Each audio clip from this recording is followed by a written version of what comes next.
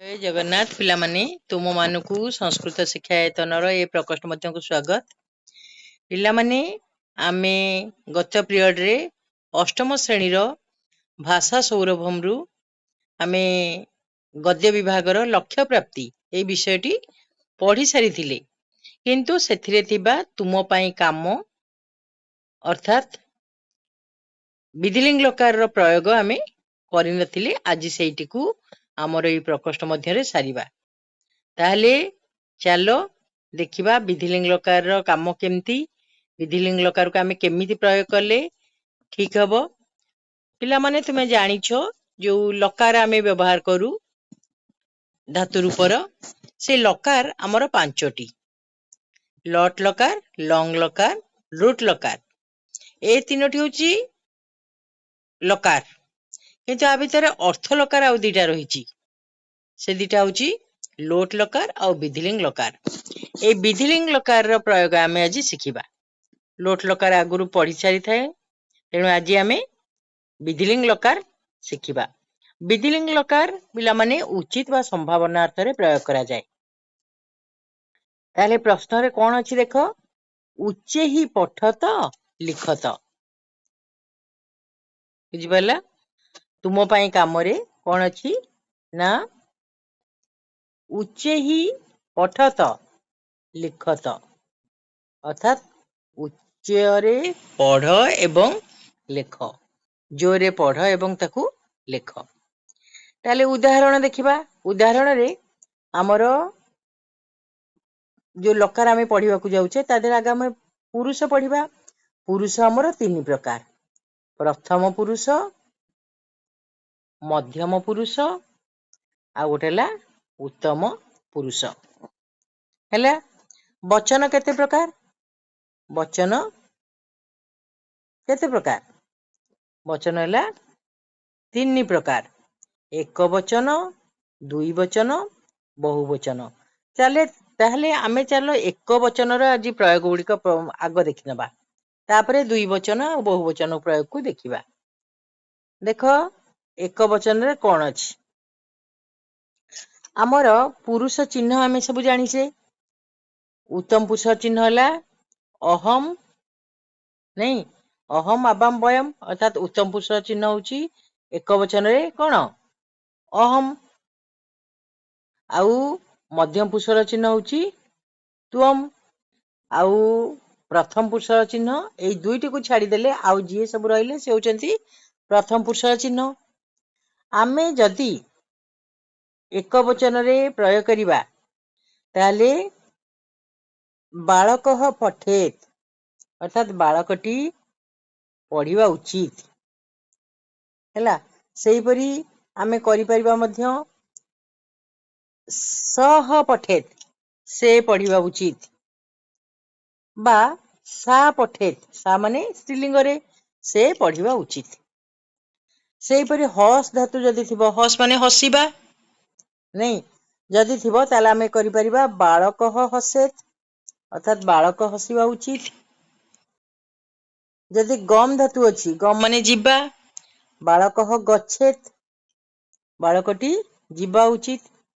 भ्रम धातु अछि यदि ताले आमे करिबा बालकः भ्रमेत, बालकटी भ्रमण करिबा उचित। सेही परी तुमे आउ मध्य धातु प्रयोग करो, बालकः लिखेत हैला, बालकः शून्यत, शुणुयात, नहीं बालकः नयेत, नि धातु जदि करिबा बालकः नयेत। यदि क्रीड धातु करिबा बालकः क्रीडेत बा सह क्रीडेत। बुझी पारुचो? एगुड़िक आमे को वचन रे करूचे? एक वचन रे करूचे। सेमती जदि मध्यम पुरुष आमे प्रयोग करिबा ताले पठे हे। बुझी पारलो? तुम पठे हे, तुमे पढ़िबा उचित।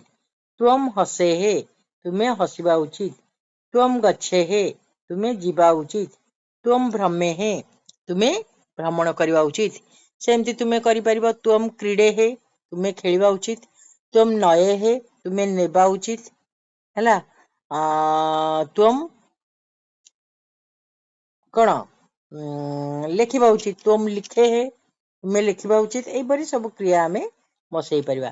सेमती अहम पाखरे हबो पठेयम, ताले अहम पठेयम मु पढ़िबा उचित। अहम हसेयम मु हसिबा उचित।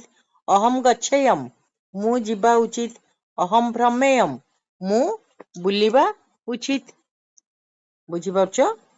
आमे प्रथम पुरुष आ मध्यम पुरुष उत्तम पुरुष एक वचन पढ़ी गले। एबे आमे आसीबा कोन प्रथम पुरुषर दुई वचन को आसीबा। दुई वचन केमती प्रयोग करा होची देखो। ताले जदी हस धातु अछि ताले बाळको हसेताम, कारण हमर हला पठेत पठेताम पठेयहु। यदि पठेत अछि ताले पर धातु अछि ताले हमें कहबा बाळको पठेताम, माने बाळक दुई जण पढ़िबा उचित दुई वचन रे। सेमती गम धातु अछि, गम धातु माने जिबा, बाळको गच्छेताम, बाळक दुई जण जिबा उचित। सेमती भ्रम जति अछि बुलिबा ताले बाळको भ्रमेताम, बाळको खेळेताम। पिला माने मु खाली बाळक लगौची, तमे तौ लगेई परिबो। तौ हसेताम से दुई जण हसिबा उचित, बा ते हसेताम ते कहले स्त्रीलिंग रे से दुई जण हसिबा उचित। तौ गच्छेताम, तौ भ्रमेताम, तौ खेळेताम, तौ कुज्यताम ହେଲା। सेमती तौ नयेताम। एमती करबा तमे आउ सब धातु लगेई। जदि आमे दुई वचन कले ताले एकाथरे बहु वचन एठी देखि दियो। बहु वचन कोन हबो? सेमती पठेत पठेताम पठेइहु, ताले बहु वचन हला इहु लागिबो। ताले धर बाळक माने पढ़िबा उचित, ताले बाळकाहा पठेइहु। बाळक माने हसिबा उचित, बाळकाहा हसेइहु। बाळक माने जिबा उचित, बाळकाहा गच्छेइहु। तमे ते मध्य लगेई परिबो बा ताहा लगेई परिबो। ताले खेल धातु हेले बाळकाहा खेळेइहु बा क्रीडेइहु मध्य हबो हैला। बाळकाहा कुज्जिहु, बाळक माने करिबा उचित। बुझी पारछ? जदि मध्यम पुरुष आमे मध्यम पुरुष दुई वचन लगेबा, आगुरु तो आमे करि साचे त्वम, त्वम पाखरे कोन लागिबो? त्वम खेळेहे, त्वम गच्छेहे, त्वम कुज्याहा, एमती लागिबो मध्यम पुरुष रे। सेमती एक वचन यदि दुई वचन आमे करिले कोन करिबा? जुबाम हसे तम, माने तुमे दुई जण हसिबा उचित। जुबाम गच्छेताम, गच्छेतम, तुमे दुई जण जिबा उचित। जुबाम भ्रमेतम, तुमे दुई जण बुलिबा उचित। जुबाम खेळेतम, तुमे दुई जण खेळिबा उचित। जुबाम कुज्यातम, तुमे दुई जण करिबा उचित। सेमती यदि बहु वचन आमे लगिबा, बहु वचन सेई मध्यम पुरुष बहु वचन, ताले जुयम हसेत, तुमे माने हसिबा उचित। जुयम गच्छेत, तुमे माने जिबा उचित। जुयम भ्रमेत, तुमे माने बुलिबा उचित। जुयम खेळेत, तुमे माने खेळिबा उचित। जदि आमे अस्म शब्द लगेबा माने उत्तम पुरुष, उत्तम पुरुष केम लगौछ आमे? अहम खेळेयम एक वचन रे, नहीं अहम कुज्यम दुई वचन केम लगेबा? आबाम हसेत, आबाम पठेत, आमे दुई जण पढ़िबा उचित। आबाम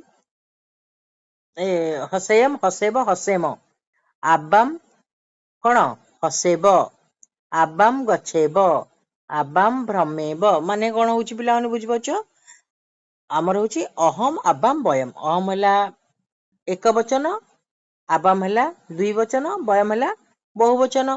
ताले रूप तार केमती हबो? पर धातुर ना पठेयम हसेयम, एटा उत्तम पुरुष रे। ताले पठेयम पठेब पठेम, हसेयम हसेब हसेम। तेणु अहम थिले हसेयम, अहम हसेयम मो हसिबा उचित। आबाम हसेब, आमे दुई जण हसिबा उचित। आबाम गच्छेब, आमे दुई जण जिबा उचित। आबाम भ्रमेब, आमे दुई जण बुलिबा उचित। आबाम ଖେଳେବ ଆମେ ଦୁଇ ଜଣ ଖେଳିବା ଉଚିତ। ବୁଝିପାରୁଛ ପିଲାମାନେ? ଏବେ ବୟମ ଲଗାଅ। ବୟମ ପାଖରେ କଣ ଲାଗିବ? ହସେମ। ତାହେଲେ ବୟମ ପଠେମ ଆମେ ମାନେ ପଢିବା ଉଚିତ। ବୟମ ହସେମ ଆମେ ମାନେ କଣ ହସିବା ଉଚିତ। ବୟମ ଗଛେମ ଆମେ ମାନେ ଯିବା ଉଚିତ। ବୟମ ଭ୍ରମେମ ଆମେ ମାନେ ବୁଲିବା ଉଚିତ। ବୟମ ଖେଳେମ ଏଇପରି ହବ। ତାହେଲେ ତାର ବିଧିଲିଙ୍ଗର ରୂପ ତମେ ଆଉ ଟିକେ ମନେ ପକେଇ ଦିଅ। ପଠେତ ପଠେତାମ ପଠେଇହୁ, ପଠେହେ ପଠେତମ ପଠେତ, ପଠେୟମ ପଠେଇବ ପଠେମ। ହେଲା ପିଲାମାନେ? ତାହେଲେ ଆକୁ ପ୍ରୟୋଗ କରିବା ଶିଖିବ।